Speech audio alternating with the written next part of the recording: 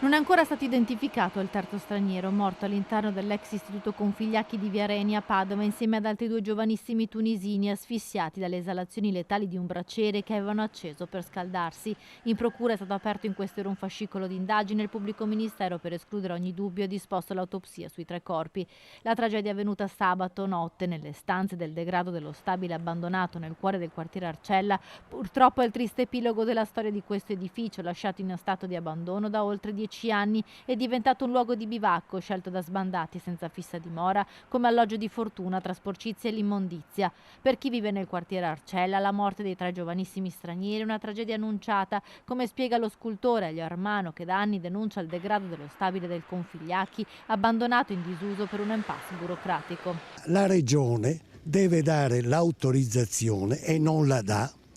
ad un'operazione di compravendita tra il vecchio istituto dell'IPAB del Configliacchi, che ha bisogno come il pane di quattrini, perché questo è un capitale morto, fermo, vergognosamente, ripeto questo aggettivo, e di darlo alla provincia di Padova per fare una scuola che serve,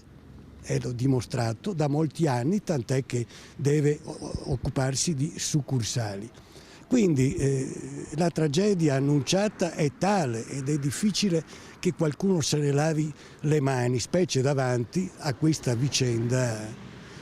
così tragica. Dalle finestre chiuse dalle grate si aprono scorci di miseria, le stanze del degrado. È in una di queste che sono morti tre stranieri, due di loro sono tunisini di 24 e 18 anni con precedenti per spaccio, irregolari sul territorio. Per entrare nell'edificio aprono varchi nelle recensioni come questo ancora visibile e qui allestiscono i loro alloggi di fortuna con bracieri che possono essere letali per le loro esalazioni negli ambienti chiusi. Sul caso è intervenuta anche l'assessora al sociale di Padova, Margherita Colonnello. Padova è una città molto solidale e negli anni ha consolidato e implementato i propri servizi a favore delle persone senza dimora, ma ecco, in questo caso lasciatemi dire che c'è da chiedersi quanto può fare una città relativamente a delle regole migratorie imposte dai governi che ci sono stati, in particolare da questo governo, che purtroppo non fanno che aumentare la crisi e pongono i comuni, gli enti locali nella difficoltà di dover accogliere sempre più persone e dare risposte